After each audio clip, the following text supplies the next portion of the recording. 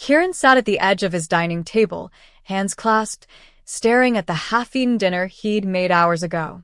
The silence in the room was heavy until his son, Eli, finally spoke. "You're not my real father," the boy said, eyes blazing with teenage defiance. "Mom's boyfriend is better." Kieran didn't flinch.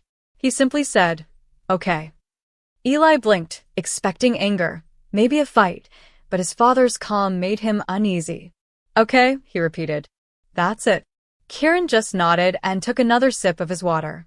What Eli didn't know was that one word, "okay," was the beginning of a storm. Kieran had raised Eli alone since the boy was 8. His mother, Mara, had left them for a gym trainer named Damien, chasing a life she thought was brighter than the one she'd built with Kieran. She hadn't asked for custody. She hadn't asked for weekends. She just wanted freedom. Kieran had accepted that. He poured his life into Eli, working 12-hour days as a construction project manager so his son could attend Westbridge Academy, a private school that cost more than Kieran's yearly rent. Every extra dollar he made went to Eli's comfort. A new car at 16. A gaming computer worth a small fortune. Summer camps, tutors, everything. He wasn't rich. He was simply a father who refused to let his son feel the absence of his mother. For 9 years, it worked. Their home was simple but warm. Until 3 weeks ago, when Mara reappeared like a ghost at their doorstep, same bright smile, new luxury car, and the man she'd left them for standing proudly beside her. Damien had charm, muscles, and a polished confidence that instantly caught Eli's attention. "He's a personal trainer now," Mara had said, "and doing great. He'd love to spend some time with Eli." Kieran had swallowed his pride. "Fine," he'd said. "Eli deserves to know you." For a few weekends, things seemed okay. Eli came home from Mara's place with stories about city life, fancy gyms, and Damien's Maserati. Kieran tried not to care, though each story was like a small cut to the heart. Then one Sunday evening, Eli came home and stood by the doorway, hesitant but defiant. "Dad," he began, "I've been thinking you're not really my father." Kieran looked up slowly. "Not your father?" "Not my real one," Eli said. "Damien gets me better. He supports my dreams. He doesn't lecture me about grades or college." "Your dreams," Kieran repeated, "of being an influencer?" Eli crossed his arms. "Yeah. You always mock it. Damien says I have charisma." Kieran leaned back in his chair. "I see." He didn't raise his voice. He didn't argue. He just looked at his son for a long moment and said softly, "Okay. If I'm not your real father, then I guess I don't have real obligations." Eli frowned, confused. "What do you mean?" "You'll find out," Kieran said. Then he stood up and walked away. That night, he opened his laptop and canceled the automatic payment to Westbridge Academy. By Monday morning, Kieran had sold the car he bought Eli the previous year. It was still under his name, so it wasn't complicated. The money went straight into his savings. When Eli returned from school, he found the driveway empty. "Where's my car?" he demanded. "Ask your real father," Kieran said flatly. "This isn't funny." "Neither was what you said yesterday," Kieran replied. "You wanted Damien to be the father figure. Go ask him to drive you now." Eli's face fell. "You're ruining my life over one comment." Kieran looked him dead in the eye. "No, son. You did that yourself." By Tuesday, Mara was sending messages faster than Kieran could delete them. "You can't just cut him off like that. You're emotionally abusing our son. Damien's cousin is a lawyer. He says this is illegal." Kieran replied only once. He has a real father figure now. Let Damien handle it. By Wednesday morning, Mara was standing in the lobby of his construction site, screaming for him to come out. Security had to escort her away. Kieran's boss watched the scene unfold through the glass office wall, then turned to him and said, "That your ex?" "Yeah." "Stand your ground, man." That evening, Eli tried a different approach. He cooked dinner for the first time in 2 years. Overcooked pasta, undercooked chicken, but Kieran ate in silence. When they finished, Eli said quietly, "Dad, I'm sorry. I didn't mean what I said. I was just trying to connect with Mom." "Uh-huh," Kieran said. And losing your school and car had nothing to do with this apology? No. I mean, maybe it helped me realize how much you do for me. Kieran looked at him for a long time. So, if I put everything back tomorrow, we're good? Eli nodded. I'll never say something like that again. Kieran smiled faintly. Good. Because if you do, I'll make sure you never forget the consequences. Thursday came. The school's finance office called, saying tuition had to be paid by tomorrow or Eli would be expelled. Mara threatened legal action 6 times. Eli alternated between crying, yelling, and pretending to be the perfect son. Kieran ignored them all. That night, he sat on the porch with a cold beer, scrolling through his bank app. The college fund sat there untouched, $127,000 he'd saved for Eli's future. He stared at the number and whispered, maybe it's time I bought that motorcycle after all. He didn't mean it, not really. But for the first time in years, he felt in control. Friday arrived, and with it came chaos. Eli stayed home from school, claiming he was sick. He paced around the house all morning, texting and calling his mom every 10 minutes. Around noon, there was a knock at the door. When Kieran opened it, he found Mara standing there with her sister, Gloria, and, unbelievably, Damien's mother, Rosa. The older woman had her arms folded, her face carved with judgment. In our family, she began, we don't abandon children over words. Kieran raised an eyebrow. In mine, we teach them that words have consequences. Rosa sniffed, offended. My son would never treat a child like this. Kieran smiled. Your son told mine he was a better father. So, he can start acting like one by paying for his school. Gloria jumped in. You're being petty, Kieran. He's just a teenager. He made one mistake. He's 17, Kieran replied calmly. In a few months, he'll be legally an adult. If he's old enough to decide who his father figure is, he's old enough to face the fallout. Mara tried to intervene, her voice trembling. Please, his whole life is at Westbridge. You're destroying his senior year. Kieran took a breath. No, Mara. He destroyed it. I'm just adjusting my priorities. That's when Damien himself swaggered up the driveway, tank top tight across his chest, a gold chain glinting in the sun. Bro, we need to talk man to man, he said, flashing his teeth. Kieran folded his arms.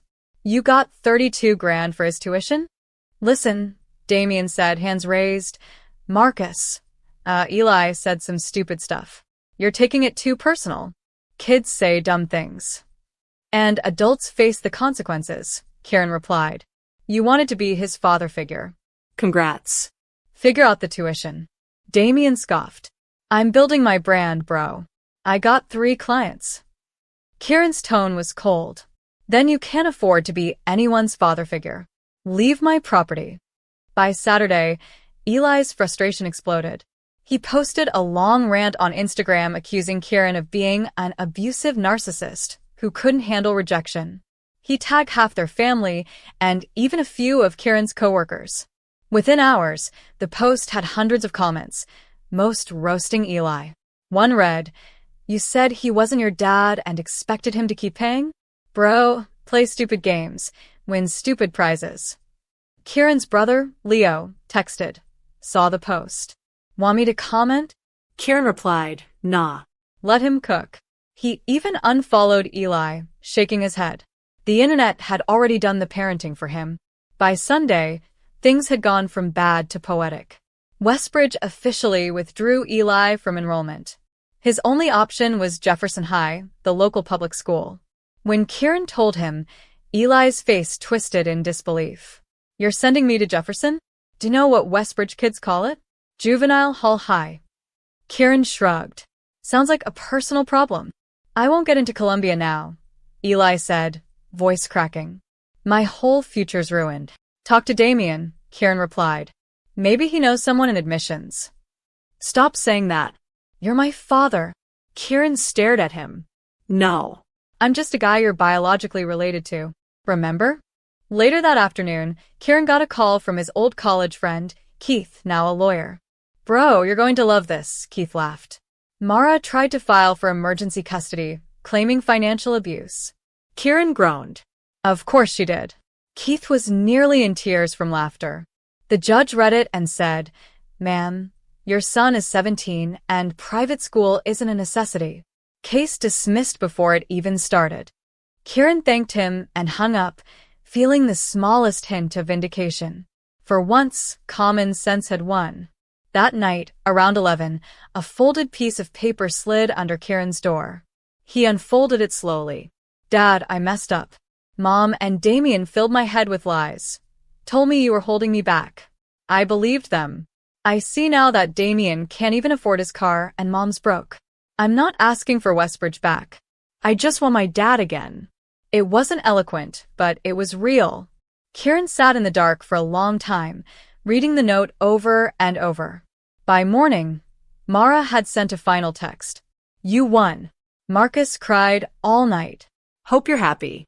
Kieran typed back, "I didn't win anything. I just stopped losing." He let Eli stew for a few days. The boy moped around the house, barely eating, barely talking. The confident teenager who once bragged about luxury cars and followers now looked like a shadow of himself. On Wednesday, Kieran finally called him into the living room. "Let's talk about your note." Eli nodded, eyes already wet. "Dad, I'm so sorry," he said, voice breaking. "I ruined everything. I'm so stupid." Kieran sighed. "You're not stupid. You just got played by two adults who should have known better." Eli sniffed. "I just wanted to know Mom again. She said you were the reason she left." "No," Kieran said quietly. "She left because she thought being a mother was boring." Eli blinked, confused. "She said you were controlling, that you didn't let her chase her dreams." Kieran laughed softly. "Her dream was to be a fitness influencer. She had 200 followers and spent our mortgage money on supplements she never sold."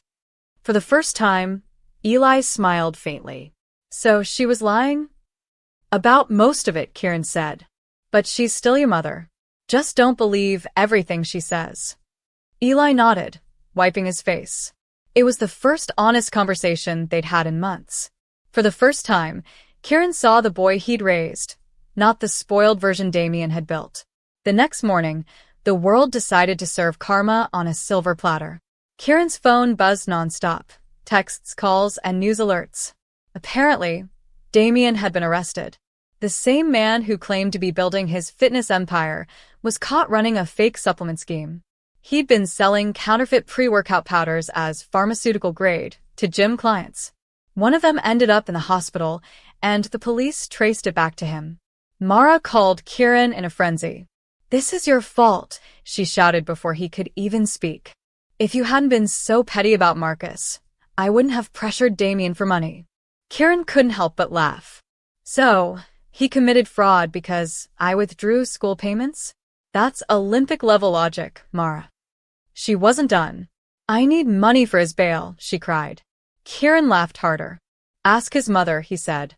"She seems to think he walks on water." Then he hung up. It felt like the first real laugh he'd had in weeks. That night, he told Eli what had happened. The boy's face went pale. "Damien's in jail?" Kieran nodded. Fraud. "Guess the Maserati was rented." Eli stared at the floor. "I can't believe I ever thought he was better than you." Kieran looked at him kindly. "You don't have to believe I'm better. You just have to remember who was here." Friday was senior skip day at Eli's new school, Jefferson High, but he went anyway. When he came home that afternoon, Kieran noticed something new in his voice. "It's actually not that bad," Eli said. "The kids are real. No designer clothes, no fake stuff. There's this girl, Maya, in my AP math class. She's really smart." Kieran smirked. "Maya, huh?" Eli grinned shyly. "Yeah, she told me she saw my Instagram post. Said I was an entitled jerk who got what I deserved." Kieran chuckled. "She sounds like a very smart girl." Eli blushed. "I think I like her." "Focus on graduating first, Romeo," Kieran said with a laugh. Saturday morning came too early. The doorbell rang at 8 a.m., and Kieran opened it wearing his robe, coffee in hand. There stood Rosa, Gloria, and, of course, Mara, looking exhausted and desperate. Rosa started immediately. "My son is in jail. because of all this drama. You've destroyed 2 families. Kieran rubbed his forehead. Your son is in jail because he's a criminal. That's on him. Gloria chimed in. Marcus needs stability. You should at least give him his car back. Kieran took a sip of his coffee. He'll get a used Honda when he graduates, with a GPA over 3.5. Mara's eyes were red, her voice trembling. Please, Kieran. I know I messed up. I said terrible things, but Marcus shouldn't suffer for my mistakes. Kieran stared at her for a long moment before replying. You're right. He shouldn't suffer because you're an idiot. He's suffering because he acted like one. He made his choice, Mara. I just made sure he lived with it. Rosa gasped. You're heartless. Maybe, Kieran said, shutting the door. But I'm also free. The women shouted for a few seconds on the porch before finally driving away. For Kieran, the quiet that followed was peace. The next day, Kieran drove Eli to collect his things from Westbridge. It was awkward at first. Old classmates whispering, teachers offering awkward smiles, but Eli held his head high. His ex-girlfriend, Brittany, even stopped him by the gate. I heard what happened, she said softly. You kind of deserved it, but I'm sorry it went down like that. Eli managed a small smile. Yeah, me too. In that moment, Kieran saw something new in his son, humility. The arrogance was gone. The boy who once bragged about luxury now just wanted a second chance. On the drive home, Eli broke the silence. Dad, I've been thinking about college. Kieran raised an eyebrow. Oh. Yeah, I don't think Columbia is realistic anymore. But Jefferson has a partnership with the state university. Maybe I could do 2 years at community college, then transfer. Kieran almost laughed out loud. You're considering community college? Eli nodded. Maya's doing it. Says it's smart financially. Her parents make good money, but they told her to pay her own way. Kieran nodded approvingly. Sounds like good people. And yeah, that sounds like a plan. Eli hesitated. Can I still use my college fund for state or community? Kieran looked at him seriously. That money's always been for your education. But you're getting a summer job. You'll pay for your own gas and insurance when you get that Honda. Eli grinned. Deal, Dad. For the first time in months, Kieran smiled without forcing it. We're getting there, kid, he said quietly. We're getting there. It wasn't forgiveness yet, but it was healing. A fragile bridge being rebuilt, one honest moment at a time. The following Monday, Kieran woke up to the smell of burnt bacon and half-cooked eggs. He walked into the kitchen to find Eli fumbling with a frying pan, face red with embarrassment. Breakfast, Eli mumbled. It's terrible, but I tried. Kieran took a bite and pretended to think deeply. Michelin star potential. Eli laughed for the first time in weeks. You're lying. Absolutely, Kieran said. But it's the best breakfast I've had in a long time. As Eli rushed off to school, Kieran watched from the doorway, feeling something he hadn't in a long while. Hope. That afternoon, Kieran sat at the dining table scrolling through his phone. A news article popped up about Damien's arrest. The headline read, Local trainer faces fraud charges after selling fake supplements. The comments were brutal. People who once praised his social media workouts now mocked him. Guess those gains were fake too, one wrote. Kieran chuckled quietly and shook his head. Karma worked fast. Later that day, he received a message from a mutual acquaintance. Damien's looking at 3 to 5 years. Kieran didn't reply. He didn't need to. Life had already written the ending for him. Mara's social media turned into a stage for self-pity. She posted cryptic quotes about betrayal and starting over. Sometimes the people you love the most are the ones who break you. Another one said, rising from the ashes isn't easy, but I'm built for it. Kieran rolled his eyes. She wasn't rising from ashes. She was sitting in the fire she started. He didn't comment. He didn't block her either. Letting her talk to the void was satisfaction enough. Eli, meanwhile, ignored her completely. For the first time, the house felt steady again, quiet but calm. At dinner that night, Kieran noticed Eli scrolling on his phone and smiling. What's funny? He asked. Eli grinned. Maya texted. We're studying together Friday. Kieran raised a brow. A study date, huh? Eli blushed. Kind of. She said she could help me with calculus. Kieran smirked. Calculus, sure. Just make sure you're studying math. Eli groaned. Dad. Kieran laughed. It was a light-hearted moment, something they hadn't shared in what felt like forever. He realized then that maybe losing everything was exactly what Eli needed to rediscover what mattered. Later that night, Kieran sat on the porch with a beer, the sound of crickets filling the air. He thought about the last few months, the betrayal, the shouting, the heartbreak. If someone had told him that his son's rebellion would end in quiet breakfasts and shy smiles, he wouldn't have believed it. But here they were, two flawed people learning to be a family again. He didn't need perfection. He just needed peace. He looked up at the night sky and whispered, "We're gonna be all right, kid." A few days later, Eli came home with good news. "Guess what, Dad? I aced my first math test at Jefferson." Kieran grinned. "Really? That's amazing." Eli nodded proudly. "Maya helped me study. She's a genius." "Tell her I said thank you," Kieran replied. Eli chuckled. "I'll tell her after our next study session." Kieran smirked. "Next study session? Someone's motivated." For once, Eli didn't roll his eyes. "I'm just trying to make you proud," he said quietly. Kieran froze, his chest tightening. "You already are, son." One evening, Kieran got a call from Mara again, though this time her tone was softer. "Kieran," she said, "I just wanted to thank you for not turning Marcus against me." He paused. "I didn't need to, Mara. You did that yourself." She sighed. "I know. I messed up everything. I don't know how to fix it." Kieran didn't respond right away. "You don't fix things by showing up after they break. You fix them by not breaking them in the first place."